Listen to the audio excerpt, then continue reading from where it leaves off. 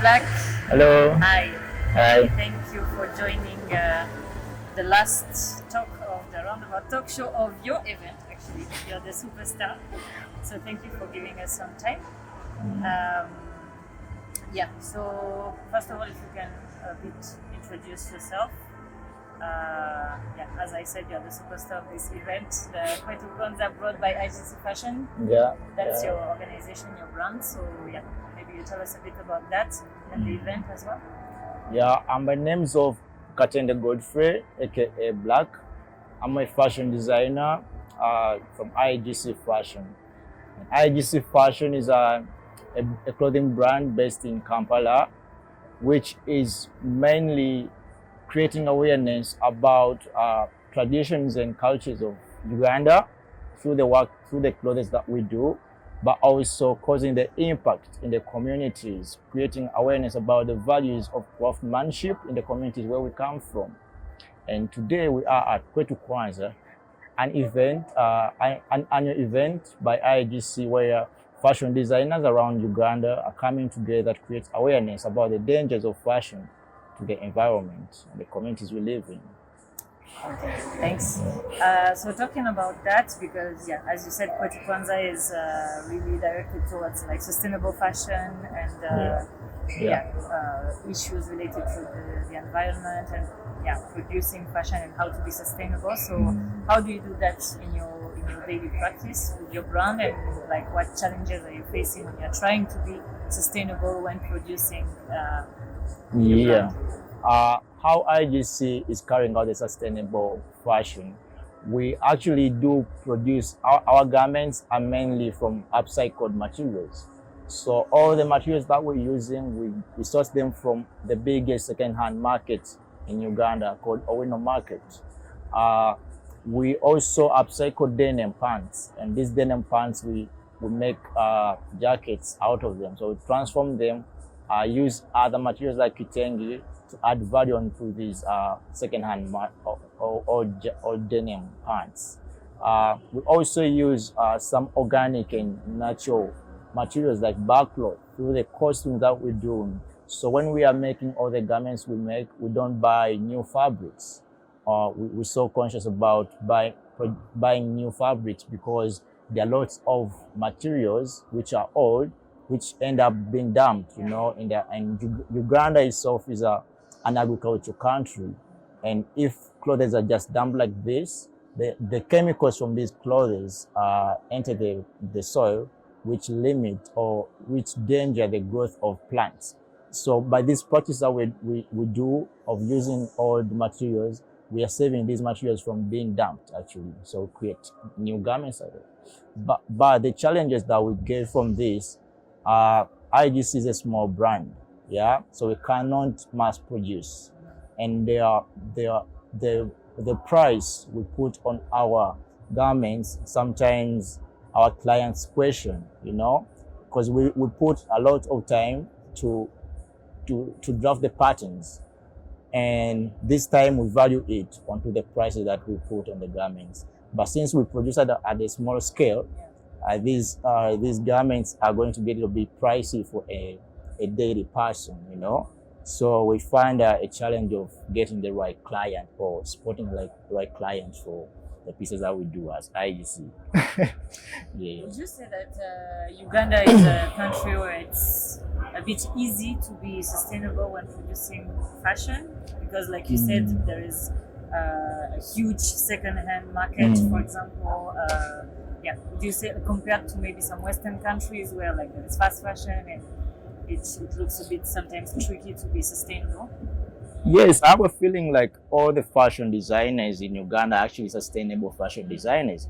I have this feeling because it's really hard for a growing fashion designer to purchase new fabrics. These new fabrics, like 1 meter will be for like 15,000, a meter, and you can get 4 meters for 15,000 in the second-hand market.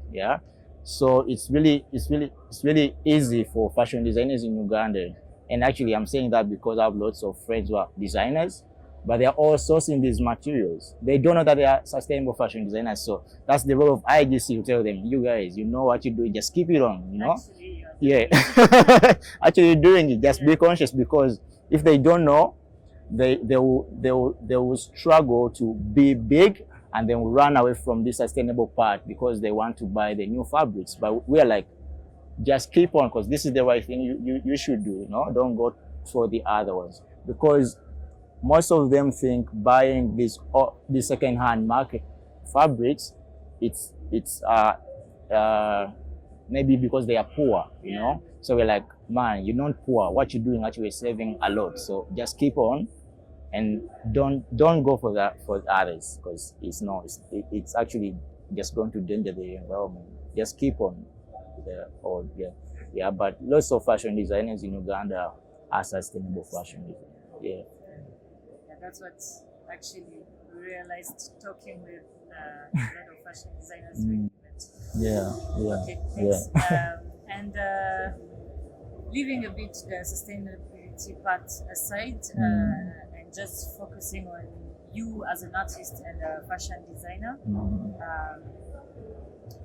I don't know, how is it for you to be to have that profession actually in Uganda? If you could give me like 2 biggest challenges that you face when you want to practice your art and when you want to create a line or. So as an artist from Uganda, the biggest challenge is the copyright of the pieces that we do, because I'm a contemporary artist. I get ideas every time, new ideas, but I don't know how to copyright them. Like, where should I access this information from? And I know lots of other artists, this is the problems. Because like in 2018, I had an idea.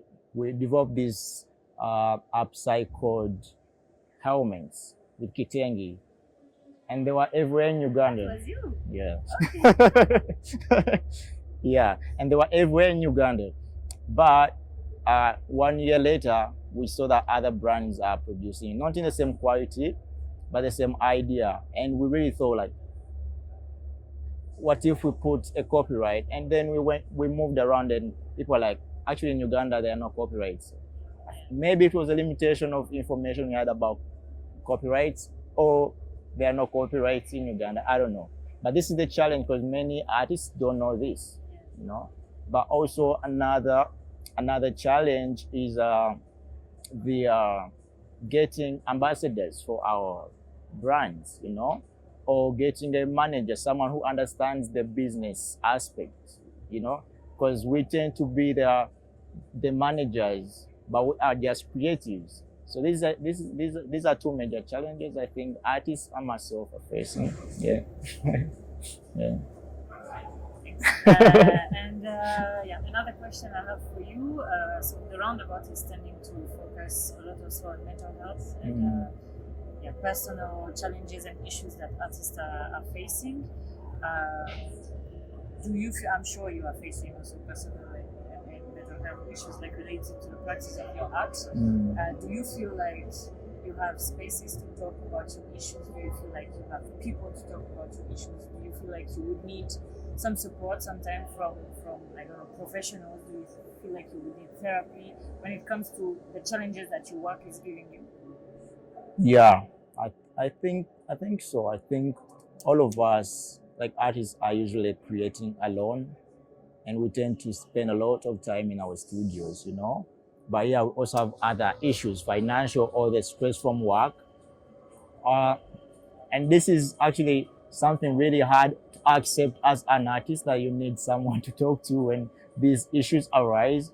So yes, and it's not, you're not going to just go to anyone, because we don't know any professional or therapy. Actually, therapy or mental health is a total new thing in Uganda. Yes. Maybe abroad it is, but in Uganda it's really new. Yeah, I think also creating awareness about like artists, creating awareness for artists to know that actually these are issues which matters, and you should start looking for people, or to let artists know that there are people like this, professionals who can actually help you with the mental health. Yeah. And so you were talking about copyright issues. In general, do you feel like you are aware of your rights as an artist, as a fashion designer? Do you feel like you would need more support in knowing your rights, knowing how to protect your work, knowing how to write contracts, all of these legal issues? Do you feel like it's also a challenge that you face a lot? Yeah, I think it's a challenge I face. Yeah, that's true. I think I really have to read more and understand about the copyright stuff, but I also think I don't have to do all. That's why I say as an artist, I don't have to do everything. I might be having the idea, but it will suffocate me if I try to do the copyright, if I try to do the marketing stuff. But I think there's a value for artists to know where to go when they need when they are looking for this, or to where to source all this information from. Yeah, something like that. That was it Oh. from our questions. I don't know, maybe you want to add anything? No, not No. really. It's okay. It's okay. Well, Yeah. thank you so much, and thank you for having us at the event. Thanks for Really coming. nice experience. And, Yeah. see you. Oh, please. Bye.